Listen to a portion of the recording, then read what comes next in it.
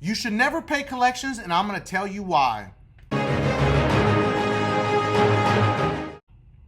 Especially around the holidays, we see a lot of these scammer debt collecting companies that are calling people and they're saying, hey, we're calling to talk to so-and-so. If you don't return our call, we're planning on serving you with papers at your place of work. We're scheduled to contact you and reach you at your place of work at this time. That's a scammer, okay? Scammers are gonna do that. Debt collectors cannot threaten to serve you at work. They can't threaten and they're gonna serve you. That's not how it works. Remember, debt collectors cannot harass you no matter the situation. Even if you owe the money, they can't call you 1 billion times a day. They can't call you at your work 1 billion times a day. There are things that you can do to stop debt collectors, but the number one thing is do not pay anybody over the phone. This is something that I've noticed as of recently in the last 6 months. People are paying these debt collectors and they're not even on their credit report. So why would you give somebody $6,000 and you don't even know who it is on the phone? You don't even know what the debt is, but you're being threatened. The moment you are being threatened, that is an immediate red flag that this is a potential scammer and this is not a real debt, okay? I'll give you an example. Guy calls me, we do a consultation call. He literally told me he just took out a $6,000 loan to pay this guy. They never gave him any type of receipt. They never contacted him again. And then in 3 months later, they call him again, asking him for another $6,000. And I said to him, why would you give anybody $6,000 if you have not verified and shown that this is a legitimate debt? And it's not even on your credit report. And he was like, what do you mean it's not on my credit report? It's like, there's nothing on your credit report for $6,000. So why are we paying these people money? So let's talk about the steps and the reasons why you should not pay a debt collector. One, the number one reason, if someone is calling you and threatening you over the phone, you shouldn't be paying them, because debt collectors should be smart enough to not threaten you over the phone. Now, there's going to be dumb debt collectors out there that will still do this, but the ones that are very aggressive, that's an immediate red flag that this is an illegal attempt to collect debt. Either it's a scammer or it's a really dumb debt collector. All right, so rule number one, don't pay anybody over the phone. We already cleared that, okay? Now, the next step, if you receive a debt collector letter, there is a specific structure to a debt collector letter, okay? There's something that was called Regulation F that came into play November 31st of 2021, giving clarity of what a debt collector letter should look like. All right, so I'm gonna put up on the screen what a debt collector letter should actually look like. There's all types of different versions, but this was done by Regulation F to make sure that debt collectors are not abusing their consumers, okay, and they're not abusing their rights. So I want you to see what this letter looks like so you can see the difference. If you see anything different than this, then there's probably some violations. This was created to control all these debt collectors that are abusing consumers, and it's very confusing for a consumer when you see a debt collector letter like, what does this mean? What is all this? Also, one of the biggest things that you need to know, if the debt is expired, meaning the statute of limitations has expired in your local state, it has to clearly say on the debt collector letter that this item is time barred. If it does not say it's time barred and the statute of limitations has in fact expired per your state, that's also another violation. So the statute of limitations per your state, every state is going to be different. You need to understand this. The statute of limitations per your state is going to protect you. If the statute of limitations has expired, the debt collector can no longer sue you. People say debt collectors can't sue you. Yeah, they can, but can they legally win is the question. Again, this is not financial advice or legal advice, but understand that if you get into a situation with a debt collector, yes, they can legally sue you. But there's a lot of things that you need to cover to make sure that they can actually legally sue you or legally collect. The statute of limitations is where you start, okay? As an example, in the state of North Carolina, the statute of limitations is 3 years all the way across the board. So what do I mean by all the way across the board? There's 4 different types of debt, and each one of those different types of debt can potentially have a different statute of limitations. In North Carolina, it's 3 years all the way across the board. In California, it's 4 years all the way across the board.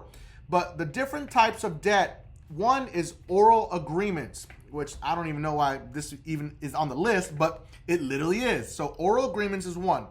The next one is written contracts, okay? That means any type of contract you sign, pretty clear, okay? Promissory notes, promises to pay, okay? Then the last one is open-ended accounts. So a lot of these are very confusing to consumers, but it's important to understand that those four are the four types of debts, and each one of those have their own statute of limitations. So you need to know in your state what your statute of limitations is.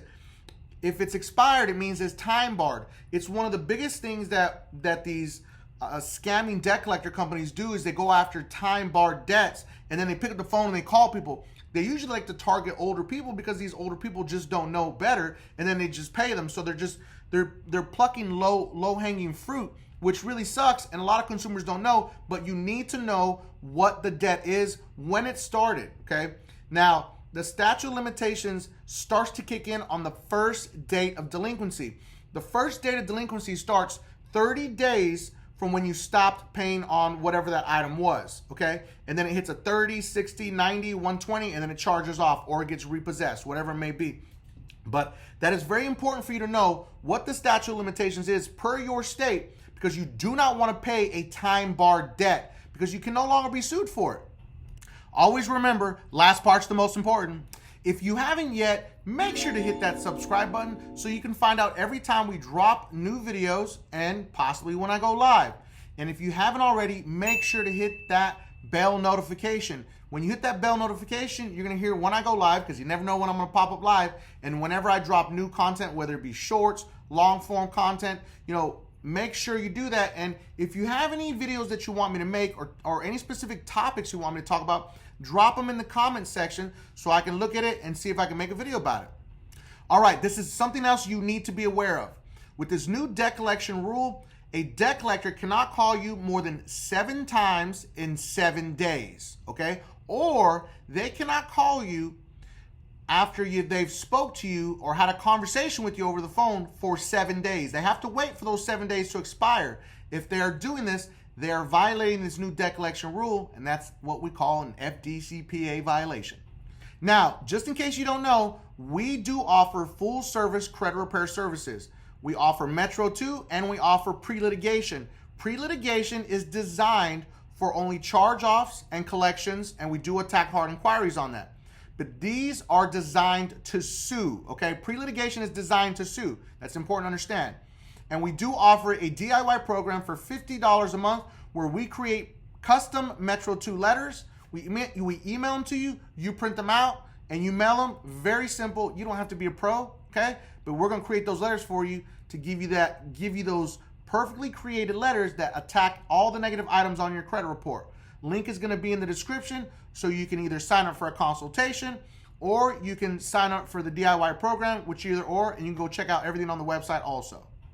Now, if you get a debt collector letter that is proper and you need to validate the debt, okay, first step is don't ask for original contract. That's wasting time. You need to ask for the purchase agreement. The purchase agreement is going to show that they now legally own this debt from whoever they purchased it from, okay? The purchase agreement shows the exact amount that they paid for, and again, a debt collector does not want to show you a purchase agreement because it tells and shows way too much information that they don't want you to have. The other thing that you need to request is 2 years of bank statements showing the moment that this debt started all the way till the end, so you can calculate and know exactly how much is really truly owed. You have the right to request all the documents and all the statements from the opening of that card or to the end of that card, or whatever type of account it is. Like if it's a loan, where it started, when it started, and all the way to the ending of it to see exactly how much is owed. And you also need to request that they send their license, okay, and their bond that proves that they're a legal debt collector per your state requirements. Every state is going to be different. Those are very important things that you need to request. So let's go over it again, one last time.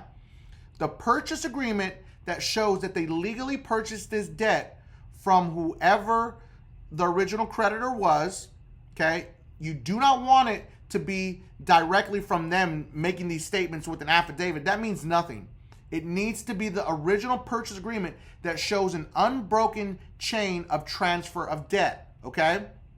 Then you request all the statements from open of this account all the way until close so you can calculate how much is actually owed, okay? Because if you can't calculate it, then what do they got? Then you need to request, okay, the last final part, you need to request that they show proof that they are licensed and bonded in your state per your state laws, okay? This is very important. Don't let them just send you some bond code. No, you want to see the whole bond that shows that it's active and it's legal. And you can check your state's database if your state has a debt collector database, like North Carolina does. We caught a debt collector recently that wasn't even registered. Their bond was expired, and guess what? They were illegally trying to collect the debt on one of my clients, and they got sued, okay? So these are the very important things that you need to request when you're trying to validate a debt. Don't ask for an original contract. That is a waste of time and energy and a waste of 35 days. This is very important that you never forget. Subscribe to increase your credit score.